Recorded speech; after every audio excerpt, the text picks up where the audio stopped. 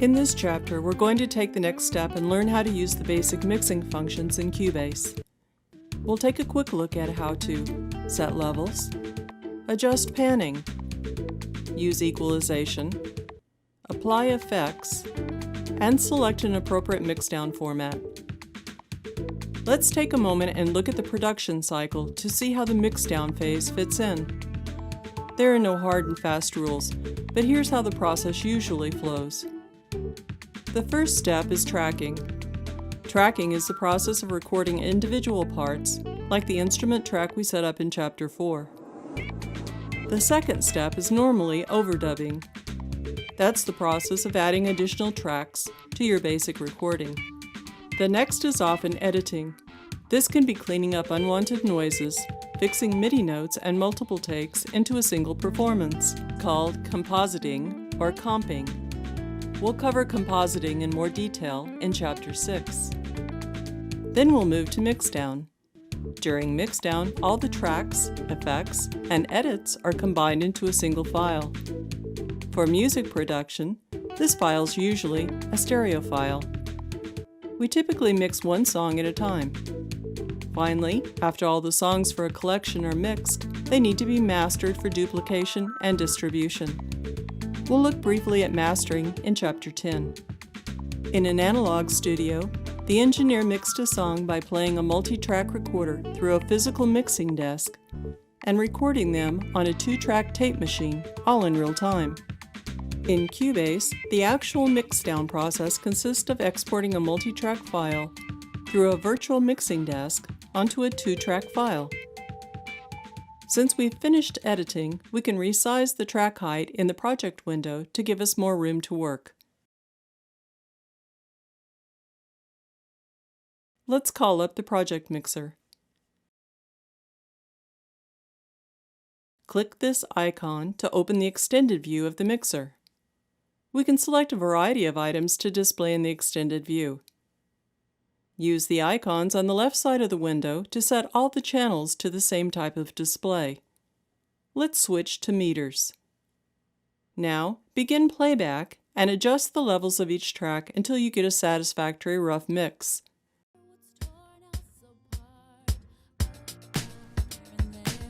My love's gonna get you. Don't hide my friend. After the storm, there's our double rainbow. Can't wait to see you again. You'll probably have to make small changes as we adjust equalization and effects. There are very few hard and fast rules about mixing and lots of options. Be sure to read the user's manual, visit the Steinberg knowledge base, and visit the Cubase community forums for detailed advice about mixing techniques. You can create group tracks to control large numbers of elements at once. We'll use this feature more in later chapters. You can also hold down the Command key, select several tracks, and link them. Now their faders move together.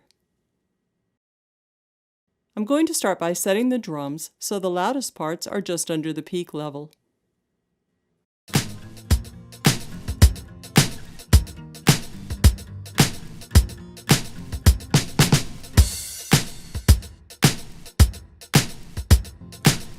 Now I'll bring in the piano and guitar.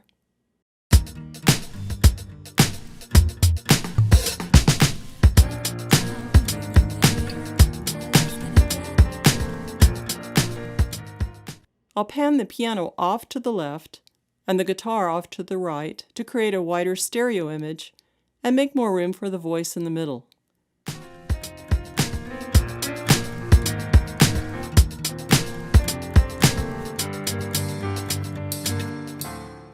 Next, I'll use equalization, or simply EQ, to help the tracks fit together better. EQ is simply a filter that can be adjusted to boost some frequencies and cut others. You can think of it as an elaborate tone control. You can use EQ correctively to fix problems, or artistically to create effects. Let's use EQ to fix one problem. If I solo the acoustic guitar, we see that the sound has too much bass in it. Most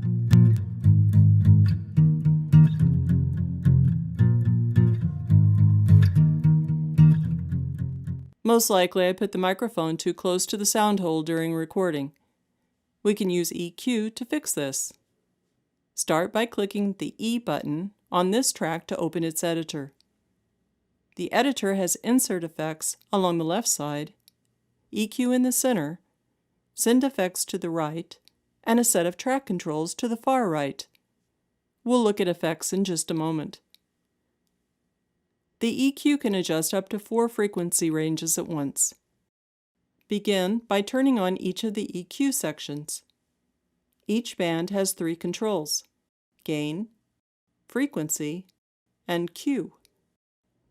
Use the gain control to boost or cut the volume of a specific frequency. Use the frequency control to select what tonal range you want to adjust. Use the Q control to shape how tightly or how broadly these adjustments are applied. There are 2 rules of thumb for using EQ. First, if possible, try to get the sound you want by cutting rather than boosting. This will leave you with a cleaner mix when you're finished. Second, try to avoid using more than 6 decibels of gain unless you're trying for an extreme effect. If you have to use a lot of EQ to fix the tone, you can probably get a better sound by using a different microphone or a different microphone placement. I've learned that many acoustic guitars have extra bass sound centered around 150 to 200 Hz. So I'm going to start in that area to fix the problem. Here's another trick. If you're trying to eliminate a problem frequency, you may be able to locate it faster by using an extreme boost and then fishing with the frequency control, like this.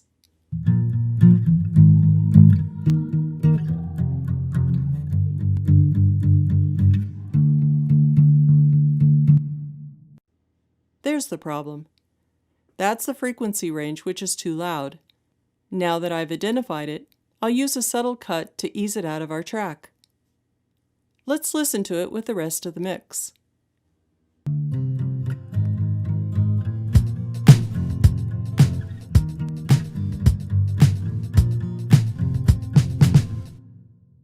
If you want to do a quick A to B comparison of your EQ adjustment, use this bypass button to cycle the EQ in and out.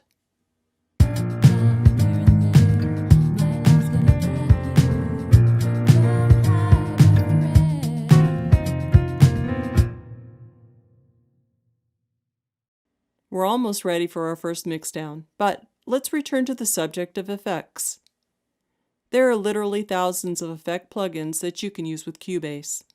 The more common types include reverberation, delay or echo, dynamic or volume control, and modulation effects like chorus and flanger. You can add effects to a track in 2 basic ways. You can insert the effect across the entire signal path and run 100% of the track through the effect. Or you can set up a separate effect track and then send only some of the track through it for a more blended or subtle effect. Each method is useful in different situations. For example, if I want to use a compressor to help control the volume of a track, I need the compressor to control that entire track. So I'll run the entire track through the compressor by using the insert method. However, if I want to use an effect in a more subtle fashion, which is common with reverb, I'll set it up as a send effect. This allows the process signal and the original to blend. Let's insert a compressor across the drum track to help tame some of the louder portions. Open the drum track editor. Create an insert effect. Compressors will be found on the Dynamics menu. Turn on the effect.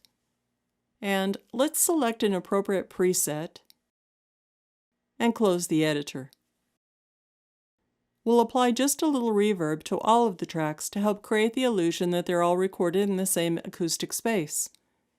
This will help tie our mix together. Be careful with reverb, it's easy to overdo it. Okay, we've adjusted the levels, EQ, pan, and effects. Let's generate our first mixdown. Open the File menu and select Export Audio.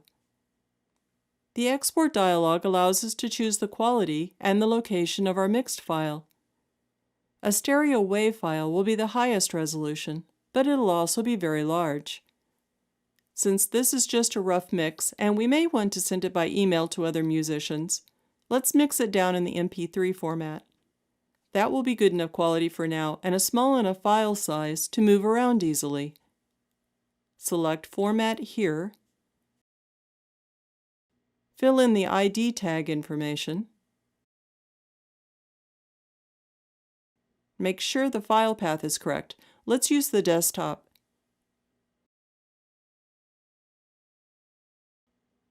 You can have Cubase automatically add the mix file back into the project. Let's save this option for our final mixdown later. Finally, click Export. Here's our first mixed stereo file. Let's move on to Chapter 6, where we'll see how to take our demo to the next level using some of the advanced features in Cubase.